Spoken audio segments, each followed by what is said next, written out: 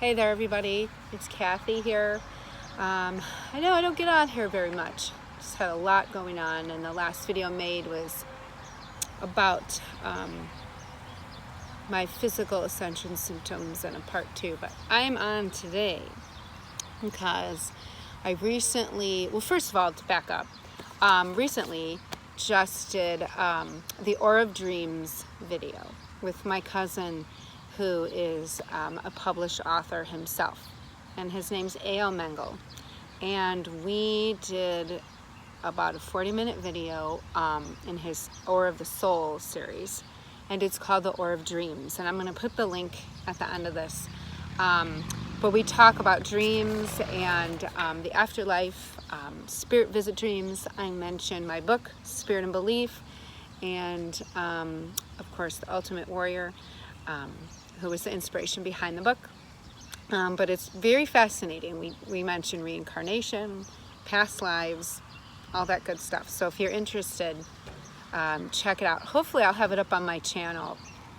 I just am having problems with that lately. So anyway, but the other reason that I'm on here is for all of you Ultimate Warrior fans out there.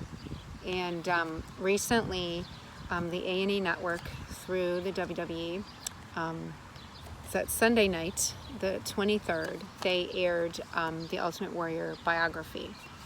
And so I'm going to talk about that a little bit. Now, Vice Network's Dark Side of the Ring is coming up this Thursday. Still don't know if I'm going to watch that. So, still torn. But anyway, I also did a blog post about this biography that's going to come out tomorrow. So, you can find that at mywarriorwritings.com. So just remember, it's my Warrior Writings. So everybody's going to have their own opinion. But I did think, spoiler alert, for anybody who hasn't seen it, I'm going to be talking about a few things here that it was about. So you don't want to watch this part, that's okay. I did think it was very well done. A lot of the things in there I knew already, but always, new information. We can always play the woulda, coulda, shoulda game. We all do that, don't we? But I'm gonna. Because despite what they showed, it's very different for me, let's just say, but I really wish they would have shown more of his humor, because he did have that, he does as a spirit, so I know that. And people have said that. It's in the book.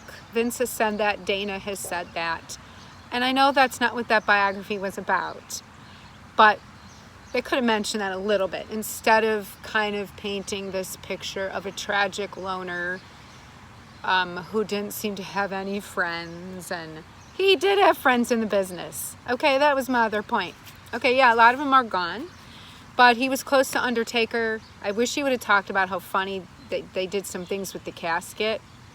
But no, Undertaker was all about the airport story. But anyways, but he and Undertaker were friends. He and Honky Tonk Man were friends. He and Andre were friends. He and Randy were very close friends. He and Owen Hart were friends. Kerry Von Erich. I could name others. And I understand, again, that wasn't their angle. I got it. But it would have humanized him a little bit more for some people who weren't aware of any of that. So, humor, friends. Yeah. And I wish, too, they would have talked to some other people, not biographers. I get that. We need that, sure. Okay. For these specials, we need ratings. Yeah. But I wish they would have talked to Steve Wilton. Yeah. I'm sure Steve won't be watching this, but yeah.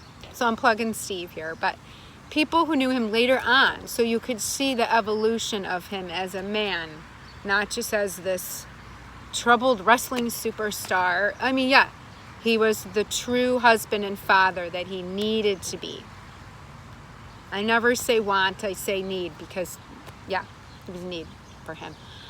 So loved that, and I loved how they showed his mother back in Indiana, his high school friend, Coach Pate, yay. Love that, because it really showed, you know, his beginnings and the older pictures of him and his dad leaving, and how, you know, that really set things in motion for him.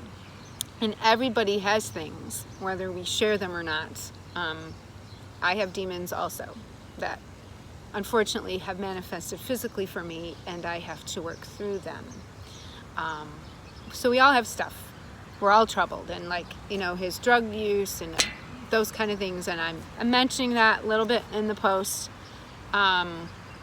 It's unfortunate that that's the way things went.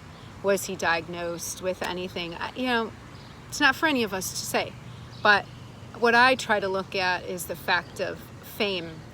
And none of us knows how we'd be in that situation. We can say, I'd never do this. I'd never do that. I'd never, never, never. Right? Here comes an airplane. Right. But until you're in that situation, you really don't know. And you're so under all this pressure. Just like the airport situation with the kid. Okay. That whole video apology. Yeah. Rough. Okay. Because, you know, they weren't going to cater to Warrior anymore and do what he wanted, even though he didn't like being approached, and they knew that. And to make a video, I thought that was extreme. I know the kid was somebody's son who was important. I know that, but I always think that there should be compromises in situations. I do, and I think they could have done it differently. But I think at the time, Vince didn't want that. He wanted to prove, like, I'm the boss and you're going to do it my way, whether you like it or not. And sometimes in life, that's how it is for all of us. But watching that, I just kind of went, oh. It seemed degrading to me.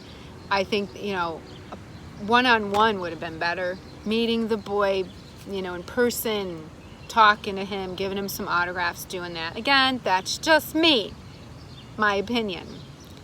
And again, business is business. Okay, but so I never really saw any of that. So anyways, there's just a few things that come to mind for me. The Yukon speech, again, it's unfortunate also that in his later years of speaking, that Warrior would be remembered for that, that one line. And again, people say things in the heat of a moment, and we are entitled to our own views and our own opinions. And he did soften over time, and he did say that he felt bad that he said that. But it is what it is. And I've never said about anybody, at least I'm trying better, you know, comments like that. And Warrior said a lot of things, okay? But unfortunately, that one comment defines him in a certain way. And I don't think that should be the case for any of us. I don't know what other people have said to others over time. And I'm not being naive here. I think there's plenty of bad things out there that people say and do. But I don't think you should be defined by that. And so I say a little bit of that also in the blog. And here comes another plane. But anyway, so I just wish they would have done a little bit more, just a little bit more of showing that he could be fun. He could be funny, and he could be happy. He wasn't so tortured all the time. I think that people made him out to be. And yeah, he made some poor decisions and choices, and fame has a way of doing that for all of us. And like I said, we just don't know. But I wasn't as emotional with it as I thought. There's some things I can't watch still. I always turn away with the casket, the snakes, his raw speech. No, I'll watch those. But, you know, the man was a lot more than just WrestleMania 6. Where was WrestleMania 7? Where was that? That wasn't even addressed in Randy's bio. Why is that so hush-hush? That's a mystery to me. I know that career-ending match kind of eclipsed the heavyweight title that year, but still worth mentioning. It was part of his career, as was his WCW run, which I know he didn't like, but at least fans got to see him again, albeit briefly. But so a couple things I think they could have just put in there that they didn't. But all in all, I think it was well done. Again, I don't know if I'm watching this Thursdays. Don't know, but a lot of it I knew anyways. But you know, he was more than just a tragic figure. Okay, a lot more. And I'm very grateful that he finally found happiness and the peace and the love that he needed. So I'll end this video by saying what I'm going to say, what I wrote, which was very hard. It was very hard for me to write, but I did. So I'm going to say the same thing. The warrior in me will always love the warrior in him. And that's all it is. So thank you all for watching, and check out the link below, the Aura of Dreams video, if you're interested in that. You can find me spiritbelief.com. I write a more spiritual blog, book info, mywarriorwritings.com.